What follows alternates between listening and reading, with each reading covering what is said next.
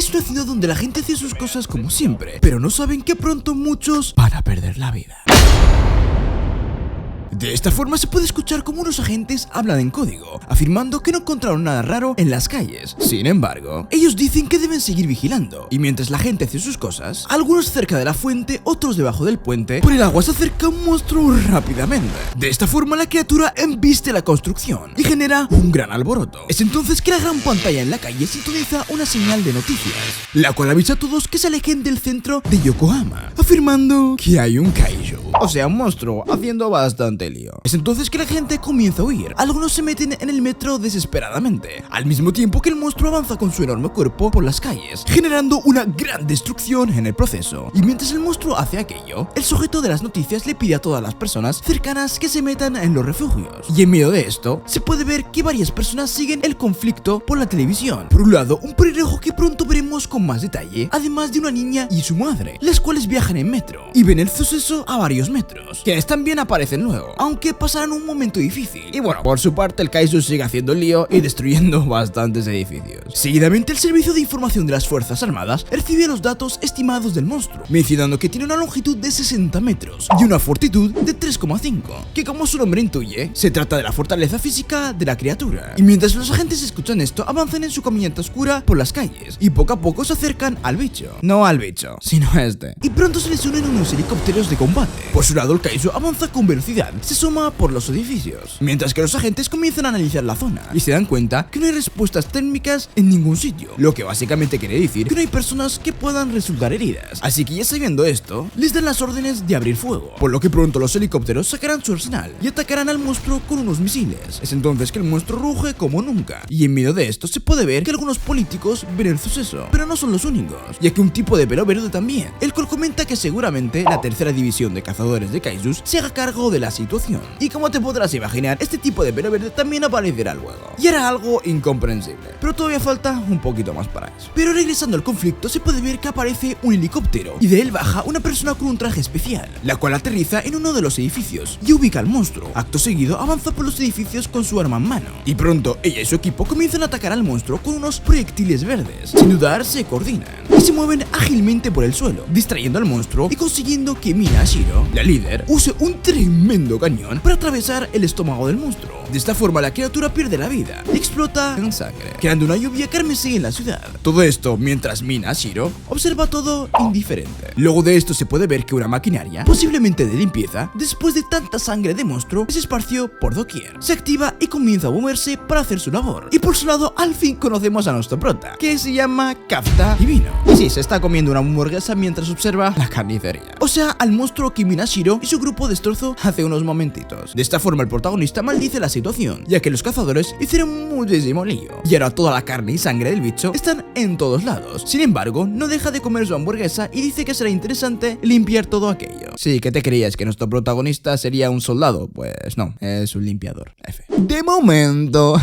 En fin, en medio de todo esto, el encargado les dice que es hora de trabajar. Así que Kafka se mueve y sus compañeros, los cuales tienen unos trajes químicos blancos, también se suben a la camioneta para acercarse al epicentro del problema para limpiar absolutamente todo. Al mismo tiempo, en la ciudad, la gente espera a la tercera división de cazadores de kaijus, o sea, el grupo de Mina Shiro, y como es de suponer, todos les aplauden y vitorean por su gran trabajo de protegerlos de perder la vida horriblemente por un monstruo gigante. Y en medio de esto, el protagonista pasa por este sitio y escucha como mucha gente se acerca a Mina Shiro, entre ellos muchos reporteros que quieren una nota con ella. Es entonces que Kafka avanza por el lugar y se choca con las personas que estaban ahí viendo a sus héroes, y tras lo anterior se cruza sin darse cuenta con Mina Shiro. En fin, posteriormente se puede ver que el protagonista y su equipo usan las máquinas de limpieza que vimos antes para, bueno, limpiar la sangre de las calles, además de cortar parte por parte al monstruo de 60 metros de la forma más segura posible. Así que rompen la carne con un gran cuchillo manejado por una máquina. De esta forma se puede ver que nuestro prota comenta que su trabajo comienza cuando los monstruos son derrotados por los cazadores, y mientras cuenta esto se puede ver cómo como se sube con sogas al cuerpo de la criatura, afirmando que su labor no recibe mucha atención y tampoco los vitorean. Sin embargo, él afirma que esa es una batalla secreta como los kaijus, y mientras comenta esto, usa una sierra para cortar una parte del cuerpo del monstruo, y un poco de sangre salta y no mancha, aunque por suerte tiene su casco que cubre su rostro y su traje químico.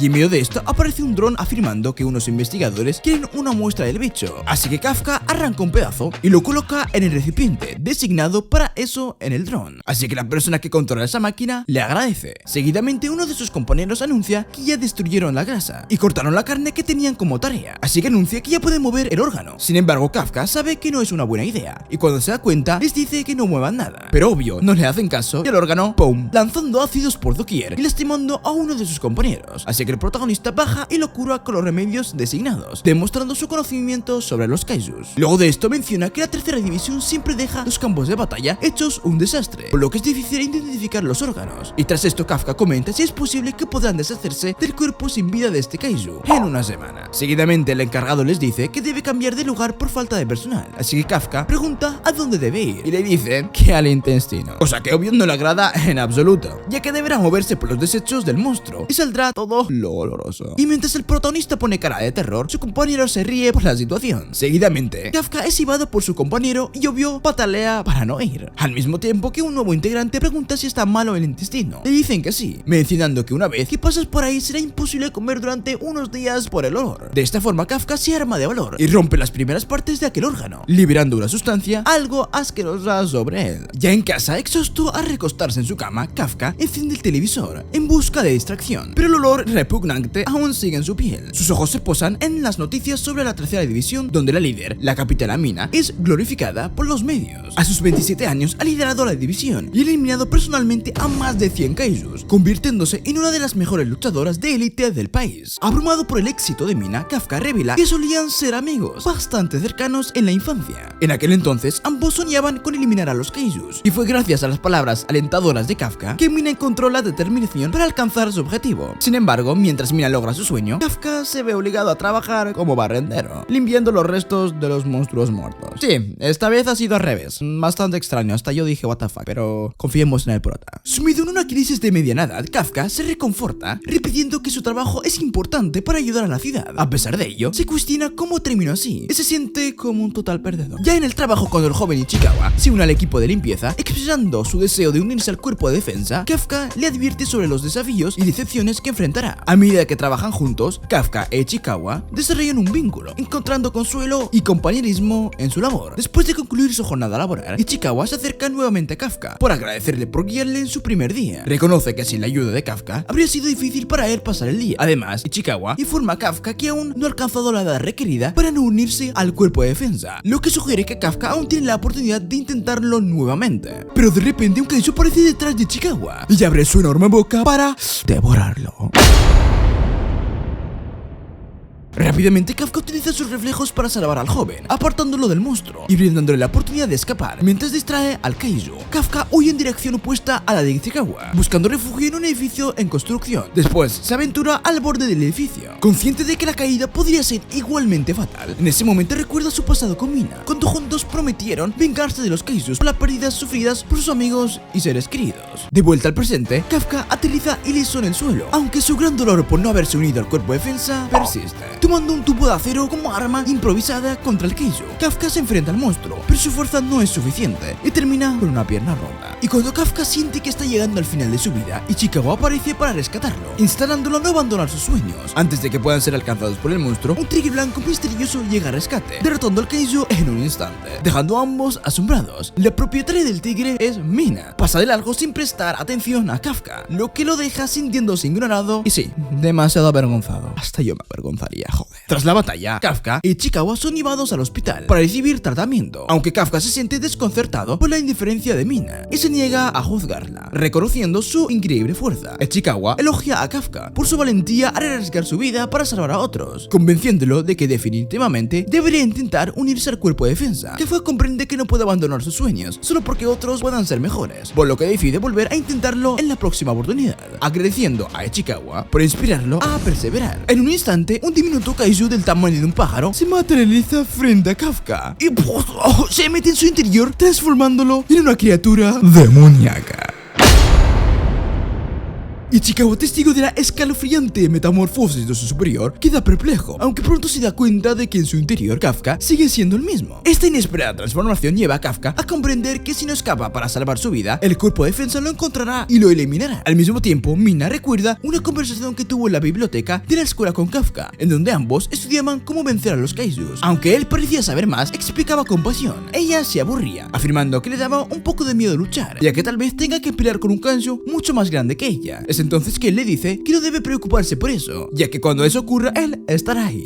Bueno, tuvimos el spoiler, nunca estuvo. De esta forma, Mina termina de recordar y, obviamente, dice que Kafka mintió, al mismo tiempo que toca una cicatriz. Es entonces que suena su teléfono y ella sale de la tina, enterándose que se vio a un kaiju en el hospital Yokohama Sur, afirmando que no será un problema, y Akira con su equipo a aniquilar al monstruo. Recordemos que el monstruo es nuestro prota. Y ahora Mina recuerda algo del pasado. Es entonces que se le ve de niña repitiendo las palabras del protagonista, quien básicamente le dijo que estaría para ella cuando esté en problemas. Spoiler, de momento aún no ha pasado. Acto seguido se burla de eso, afirmando que seguramente lo sacó de un manga y lee mucho de esos. Es entonces que el prota se avergüenza y le dice, enojado, que no se le cuente a sus madres, ya que ellas siempre hablan de todo con sus amigas. Y mientras el prota aparta la mirada, ella sigue riéndose. Pero tras esto, le agradece por esas palabras, afirmando que es verdad, no tiene miedo cuando está con ella. Tras esto, regresamos al presente, en donde Mina camina cerca de sus reclutas, seguida por su tigre blanco. Es entonces que ella les dice a sus reclutas que un kaiju fue visto en el interior del hospital Yokohama Sur, por lo que deben erradicarlo antes de que se cobre la vida de algo inocente. Recordemos que este kaiju es el prota. De esta forma, los helicópteros parten hasta aquel sitio, al mismo tiempo que los altavoces y los medios tanto de noticias como sociales informan de este hecho. Y en medio de esto, un civil se queja por el ruido de la alarma. Sin embargo, su queja es interrumpida por su esposa, que le dice que ingresa a la casa. Y por su lado, otra familia decide simplemente apagar el televisor, ya que están acostumbrados a estas cosas. Pero regresando al protagonista, se puede ver que Ichikawa le pide que deben aclarar el malentendido y convencer al señor que no son una amenaza. Es entonces que el joven tiene una gran idea y le pide a Kafka que sonría. Y como es de suponer, esto es una gran idea a los ojos del protagonista, por lo que pronto sonríe amigablemente. Pero bueno, como es un monstruo, esa sonrisa da mucho miedo y un poquito de asquito. De forma natural, esto hace que el señor anciano se desmaye, cosa que Ichikawa ya esperaba al ver esa sonrisa. Es entonces que Kafka se acerca al señor para ayudarlo, apoyando su mano en la pared en el proceso y generando una gran destrucción en el lugar. Y como es de suponer, esto aterra a Ichikawa y a Kafka, quien no puede creer que él haya hecho eso, y cómo se parece a un kaiju real. Mientras tanto, la gente de las habitaciones que estén al lado salen a ver qué ocurre. De esta forma, nuestro prota hace lo mismo, topándose con la gente, quienes se preguntan si esto es un kaiju, por lo que pronto Kafka se oculta. De esta forma, Ichikawa tiene la idea de escapar, ya que la tercera división de cazadores de monstruos no tardará en llegar. Y de forma natural, Kafka cree que eso es una buena idea, ya que de lo contrario solo causará problemas en el hospital. Así que pronto corre hacia la ventana, en donde al abrir la ropa junto con la pared, genera un gran caos. Es entonces que se vuelve a sorprender, mencionando que su cuerpo sufrió un cambio terrible. Y cuando escuchan que alguien pide a un médico, Ichikawa decide que es hora de saltar, así que lo hace, y el protagonista sigue su ejemplo, saltando una gran distancia sin dificultad, aunque parece feliz por este cambio.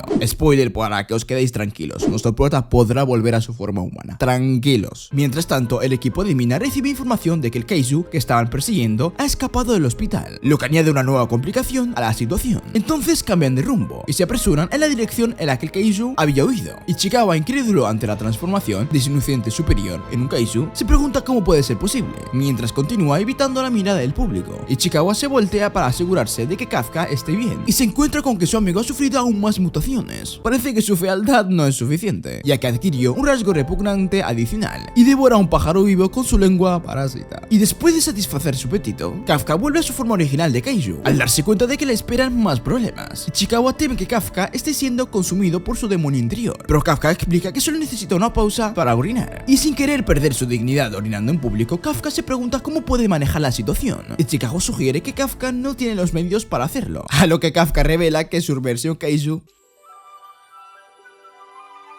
No seas mal pensado, Tanto Ichikawa como Kafka quedan sorprendidos por este método poco convencional, pero deciden no profundizar en ello, ya que tienen asuntos más urgentes de que preocuparse. Kafka, sintiéndose desesperado por su situación, expresa su deseo de acabar con su vida al darse cuenta de que ninguna mujer lo consideraría como posible pareja, debido a la peculiaridad de sus pezoncitos. A pesar de la sugerencia de Kafka de unirse al cuerpo de defensa debido a su nueva fuerza, Ichikawa duda de que eso sea posible, ya que el cuerpo está destinado a enfrentar criaturas como Kafka. Esto hace que Kafka comprenda que nunca podrá restablecer su amistad con Mina y deciden esconderse detrás de una instalación cerrada. Pero pronto siente movimiento bajo sus pies. Otro kaiju emerge del subsuelo a la vuelta de la esquina. Mina recibe informes sobre el avistamiento del segundo kaiju y se dirige hacia la zona, aunque Kafka desea enfrentarse al nuevo kaiju. Ichikawa lo detiene, creyendo que es una oportunidad para esconderse mientras el cuerpo de defensa lidera con la amenaza. Así que se oculta, permitiendo que el monstruo cause una devastación masiva en el área, lo que resulta en la tragedia de una familia entera. Y se trata de la niña y su madre que vimos al principio.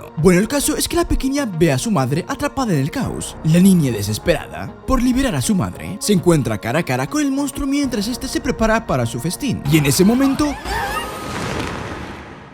Kafka llega y con un certero golpe aleja al monstruo, dejando a la niña atónita. A pesar de su apariencia intimidante, la niña se da cuenta de que Kafka está allí para ayudar y le ruega que salve a su madre, atrapada bajo los escombros mientras se encargan de rescatarla. Mientras tanto, el monstruo regresa, dando a Ichikawa la tarea de llevar al salvo a la madre y a la niña. Determinado a enfrentarse al monstruo, Kafka reúne toda su fuerza y lo golpea con un poderoso gancho, que lo hace estallar en una lluvia de sangre, demostrando su fuerza incluso ante la élite de defensa. Con la amenaza neutralizada, la niña agradece a Kafka por salvarlos, evocando recuerdos de la época en la que Kafka y Mina compartían sueños de heroísmo en su juventud. Inspirado por este recuerdo y su deseo de estar junto a Mina una vez más, Kafka comprende que unirse al cuerpo de defensa es su camino hacia la redención, y con esta determinación recupera su forma humana. Poco después, cuando Mina y su equipo llegan al lugar donde el monstruo apareció, descubren que alguien más se encargó de él, dejando solo manchas de sangre esparcidas por todas partes. Intrigada, Mina se pregunta quién podría ser este misterioso héroe y decide interrogar al único testigo vivo, que resulta ser la pequeñita. La niña relata cómo vio a un kaiju del tamaño de un hombre normal destruir al monstruo con un solo golpe, e implora a Mina que no le estima al kaiju, al que considera a un héroe que luchó por la humanidad, por lo que desconcierta a Mina, cuestionando cómo alguien en su sano juicio podría considerar bueno a un monstruo.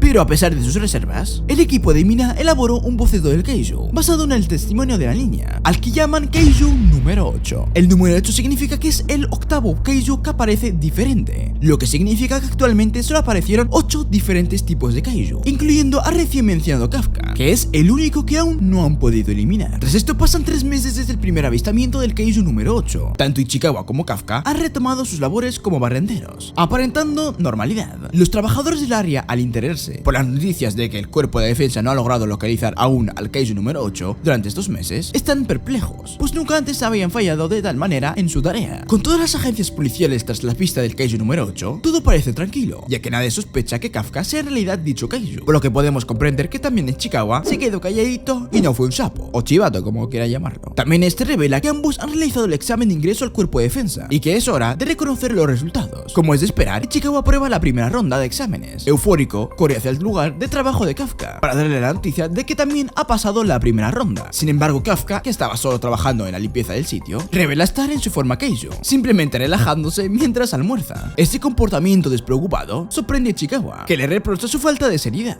recordándole que actualmente es el hombre más buscado del país. Y al darse cuenta de su error, Kafka se disculpa y regresa a su forma humana, aunque algunos rasgos demoníacos aún persisten, lo que aumenta el regaño de Ichikawa, que esperaba que Kafka hubiera dominado su transformación durante estos 3 meses. Mientras Ichikawa reprende a Kafka, le informa que su forma de kaiju ha sido vista en las noticias, lo que significa que ahora su secreto está expuesto y cualquier avistamiento podría meterlo en graves problemas. Ichikawa explica cómo lograron evitar sospechas mientras estaban en el hospital, alegando haber regresado directamente después de derrotar al monstruo y simular que se habían escondido a la vuelta de la esquina para evitar los ataques del kaiju, aunque un testigo anciano los vio en ese momento, pero sus declaraciones carecen de credibilidad debido a que es viejo. Entonces Kafka recibe sus resultados, pero no muestra mucha satisfacción, a pesar de que su anhelo era aprobar estos exámenes de una vez por todas, lo que desconcierta a Ichikawa. Kafka explica que siempre ha pasado en las primeras rondas, por lo que está particularmente emocionado, y con orgullo revela que solo falla en la segunda ronda. Sin embargo, ahora que ha perfeccionado sus habilidades, confía en que superará la segunda fase sin problemas. Sin embargo, Ichikawa duda de que Kafka pueda utilizar sus habilidades sobrenaturales en la segunda ronda, ya que los oficiales experimentados del cuerpo de defensa estarán vigilando de cerca a todos los examinados. A pesar de esto, Kafka está decidido a dar lo mejor de sí, ya que esta es su última oportunidad para alcanzar a su antigua amiga Mina. Con ambos barrenderos aspirando a pasar a la siguiente fase, comienzan a considerarse rivales y se preparan para los desafíos que enfrentarán. Luego de esto, Kafka intenta abrir una botella, pero al estar demasiado débil, se transforma en su forma Keizu y la abre fácilmente, lo que hace que Ichikawa se dé cuenta de que este tramposo está a punto de meterse en problemas en la segunda ronda. Días después se lleva a cabo la segunda ronda de la prueba de selección de la fuerza de defensa en la sede Tokio Oeste. Los dos barrenderos, Ichikawa y Kafka, llegan al lugar de la prueba y quedan sorprendidos por el imponente tamaño del cuartel general de las fuerzas de defensa en el oeste de Tokio y se percatan de la presencia de numerosos soldados armados en el área, listos para abordar cualquier situación, lo que hace que Kafka se dé cuenta de que cualquier transformación accidental ahí podría resultar en su desuscripción de la vida. Y pronto se unen otros candidatos, incluido un chico de pelo rosa en bicicleta, un vagabundo de pelo verde a pie y una joven rubia en chándal, lo que motiva a Kafka a enfrentarse a estos jóvenes. Y también llega una joven adinerada con 2 colas de caballo y su propio mayordomo en un fucking G-Wagon, insinuando que ya tiene conexiones y podrían asegurarle un lugar en el cuerpo de defensa, e intenta llamar la atención de Kafka, refiriéndose a él como tío, exigiéndole que mueve su camión de basura para estacionar su fucking G-Wagon. A pesar de que Kafka señala que hay muchos espacios libres disponibles, la joven rica deja en claro que quiere el espacio, ya que él está en el espacio 55, y el 55 es su número de la suerte, o sea, básicamente por capricho. Cuando Kafka intenta corregir su comportamiento, ella exhibe su fuerza levantando la camioneta de Kafka y lanzándola, demostrando que no es alguien con quien se pueda tratar fácilmente, presentándose con orgullo como Kikoro Shinomiya. Luego de su ascendencia con el auto del Kafka, se acerca a él, acusándolo de oler como suele oler un kaiju. Es entonces que Ichikawa interviene rápidamente y dice que ambos huelen a eso, y se debe a que trabajan limpiando los cuerpos sin vida de los Keizus, aunque como es de suponer, el joven se ve muy nervioso, ya que esa rubia con coletas tiene un instinto natural para detectar a esos bichos. Sin embargo, lo hecho por Ichikawa termina por funcionar, y ella se centra en eso, preguntando qué hacen unos trabajadores de limpieza en este sitio. Es entonces que su atención es robada por un sonido metálico, así que mira en dirección a ese sitio y se sorprende por lo que ve. Se trata de nuestro prota levantando su auto con sus 2 brazos y acomodándolo en otro sitio del estacionamiento.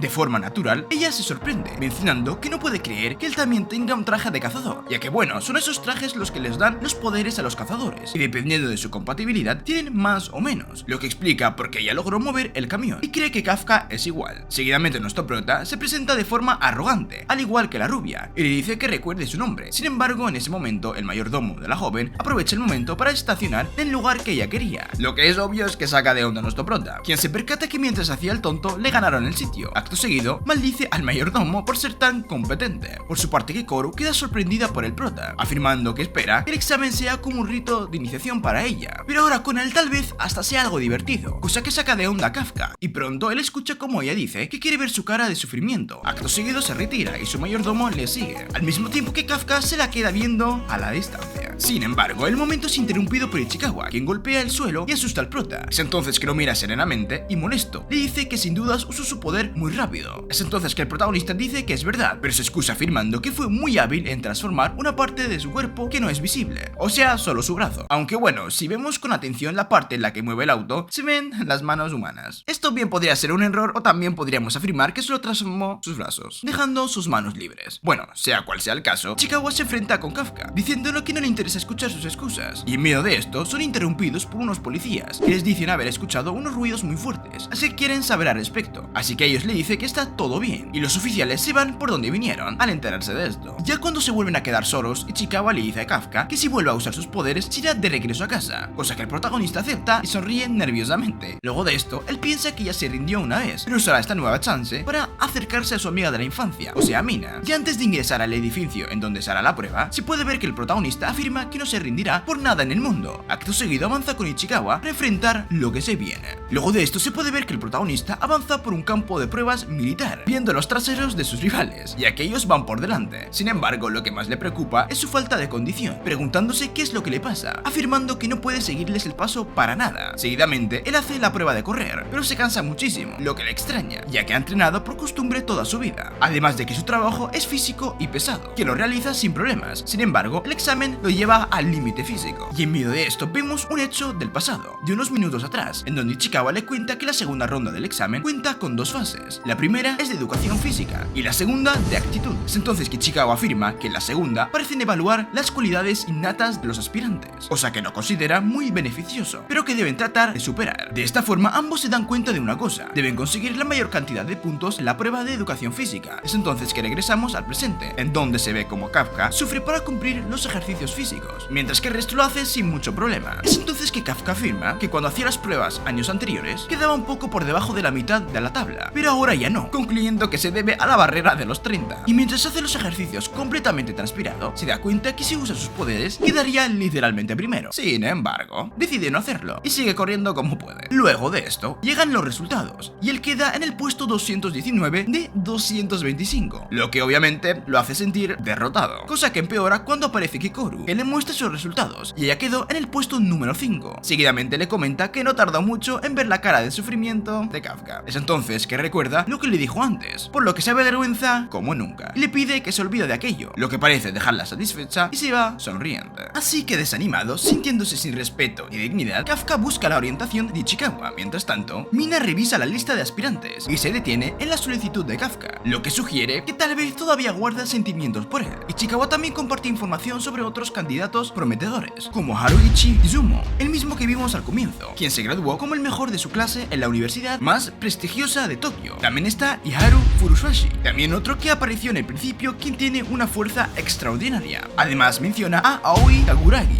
quien recién llegado a la fuerza de autodefensa de Japón, que eligió unirse al cuerpo de defensa, o sea, los cazadores de monstruos, con el objetivo de derrotar a los Kaisus, a pesar de haber sido seleccionado para una posición de élite en la fuerza militar de Japón. Sí, aunque haya monstruos que aparecen de vez en cuando, los países se siguen peleando. Es que ni con esas paran las guerras. Madre mía, en fin. Al igual que esos tres, hay muchos otros aspirantes prometedores que buscan convertirse en oficiales de élite, lo que dificulta que alguien como Kafka, considerado un don nadie débil, obtenga una buena calificación en estos exámenes. Ichikawa también menciona que entre los candidatos está Kikoru, que es considerada por muchos como el mayor talento que haya existido. Los otros principales candidatos están ansiosos por ver cómo se desempeñará Kikoru, pero Kafka siente celos de ella, así que se acerca mucho a ella para hablar, pero se ve menospreciado y golpeado por sus guardaespaldas frente a los demás candidatos. Aunque el comportamiento de Kikoru afecta a Kafka, él mantiene sus esperanzas en alto, ya que la segunda parte de su prueba se basa en la experiencia que adquirió como personal de limpieza de monstruos, deshaciéndose de los cadáveres de Kaisus. La tercera división,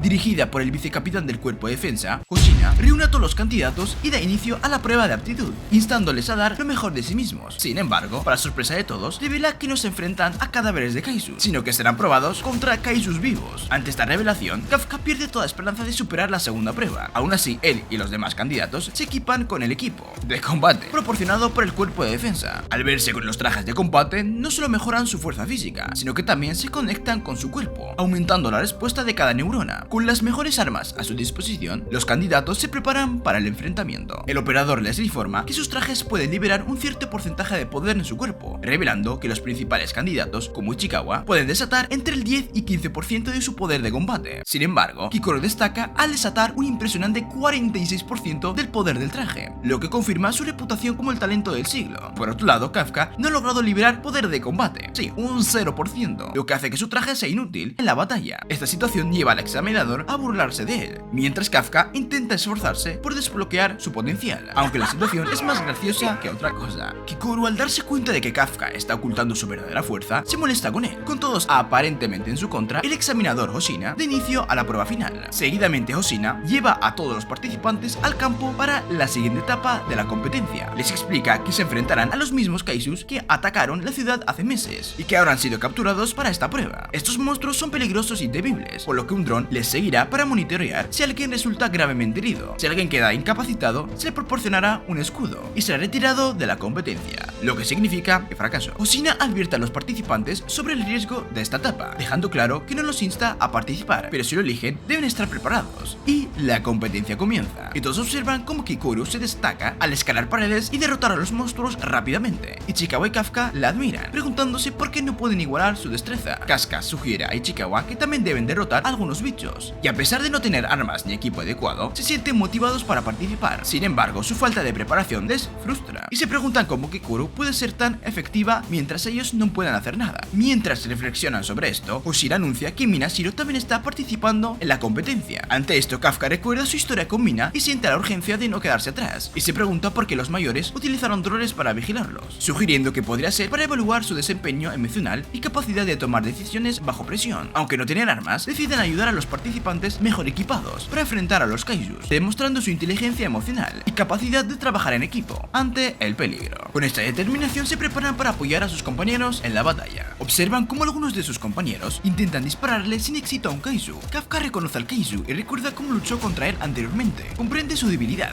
y lanza una granada, tapándose los oídos para no ser detectado por el kaiju, permitiendo que los demás puedan atacarlo sin ser escuchados. Les aconseja apuntar al estómago del kaiju, ya que es su punto más vulnerable. Los demás siguen su consejo y se sorprenden al ver que funciona, y le recuerda que también tienen su propia habilidad. Continúa con Ichikawa en busca del próximo objetivo, pero son emboscados por otro bicho que lo agarra y lo arroja contra la pared, hiriéndolo gravemente. A pesar de sus heridas, Kafka se niega a rendirse, recordando que si queda incapacitado será retirado de la competencia y considerado un fracaso. Entonces decide luchar con determinación para evitar ese destino. Hoshiro le advierte que sus órganos están fallando y para evitar bajas lo protegerán, aunque reconoce la personalidad y el humor de Kafka. Lo considera débil y espera que sea uno de los primeros en caer para que no se lastime. Justo cuando estaba a punto de protegerlo, un disparo desde atrás abate al monstruo. Kafka se alegra de ser salvado, pero su salvadora resulta ser Kikoru. Él lo rescata solo para mantenerlo fuera de su camino mientras sigue adelante con su misión de matar a kaijus. Kikoru le indica a Kafka que debe permanecer en el suelo como un cobarde, mientras ella continúa luchando contra los kaijus. Después de que se va, Hoshiro le informa a Kafka que tiene la columna rota, sus órganos están fallando y sus piernas son demasiado débiles para moverse. A pesar de la sugerencia de rendirse, Kafka reflexiona sobre todo lo que ha sacrificado para llegar hasta aquí y decide no rendirse, afirmando que la única persona que puede derrotarlo es él mismo y está decidido a no avergonzarse más ante la persona a la que quiere apoyar, y reconoce que la única forma de estar a su lado es manteniéndose firme y perseverante. Incluso cuando todo parece perdido, a pesar de sus graves lesiones, se niega a ceder y luchará hasta el final. Con su determinación renovada, se levanta, a pesar de sus piernas rotas, y se prepara para seguir. Es entonces que el protagonista se levanta como puede y las piernas le tiemblan, así que su amigo Ichikawa le cuestiona si se encuentra bien, ante lo cual él dice que sí, al mismo tiempo que hace un gesto con los brazos para demostrar su vitalidad, aunque obtiene el resultado opuesto. Mientras tanto, Konomi, la que se encarga de la información y controlar la información sobre los kaijus, pregunta si Kafka acaba de pararse en su pierna rota, cosa que Soshiro Hoshina confirma, pero dice que no hay mucho por hacer, así que le dicen al protagonista que puede continuar, pero si algo llega a salir mal, activarán el escudo, lo que significará que estará fuera de peligro, pero reprobará automáticamente. Sin embargo, Kafka se emociona mucho al escuchar por los auriculares, así que dice que eso es fantástico, aunque cuando celebra tose del dolor por sus heridas. De esta forma le dice a Ichikawa que siga por su cuenta, mencionando que no debe preocuparse por él, y lo insta a seguir su ideal de no rendirse. No obstante, Ichikawa lo mira seriamente y le extiende su mano, pidiéndole que lo deje ayudarlo y que juntos harán lo que podrán. Es entonces que el protagonista recuerda cuando Ichikawa lo salvó de aquel kaiju, por lo que recuerda que el sujeto es alguien a todo dar, por lo que decide aceptar su ayuda y ambos se dan la mano para cerrar la alianza. Luego de un rato se puede ver cómo Soshiro se ríe por lo que está viendo, y se trata de Ichikawa cargando a Kafka en hombros. Es entonces cuando el protagonista motiva a su aliado, afirmando que está llevando a cabo la operación fusión. Aunque claro, Ichikawa siente algo de vergüenza, pero el protagonista decide centrarse en el juego y le dice a su aliado que le encarga todo lo que es moverse por el campo de batalla, mientras que Kafka herido usará todo el conocimiento que tiene sobre los kaijus, el cual obtuvo trabajando como personal de la limpieza. Es entonces que Soshiro se ríe por aquello, por lo que dice que lo mejor es que ya los reprueben, obvio bromeando, así que Konomi le pide que se tome en serio el examen y siga evaluando. Seguido de aquello, Kafka le dice a Ichikawa que no debe preocuparse por él y puede activar la velocidad del traje, así que el joven lo hace y los dos avanzan a toda velocidad, lo que provoca que el viento le dé en la cara al protagonista, además de que se ponen como objetivo encontrar a Kikoru para que les dé apoyo ofensivo. Mientras tanto, el otro grupo se enfrenta al último kaiju, que resulta ser más formidable de lo anticipado. A pesar de sus esfuerzos, no logran derrotarlo. Es entonces que Kikoru hace su entrada y les informa que no podrán vencer al kaiju, así que sin vacilar, se lanza hacia la criatura y la enfrenta, aunque es superada en tamaño. Por su lado, el protagonista insta a Ichikawa a apresurarse para alcanzar a Kikoru y ayudarla en la batalla. Sin embargo, Ichikawa no puede ir más rápido porque se cansa bajo el peso de Kafka, pero le resulta difícil admitirlo. Por su lado, en medio del combate, Kikoru descubre una debilidad en el kaiju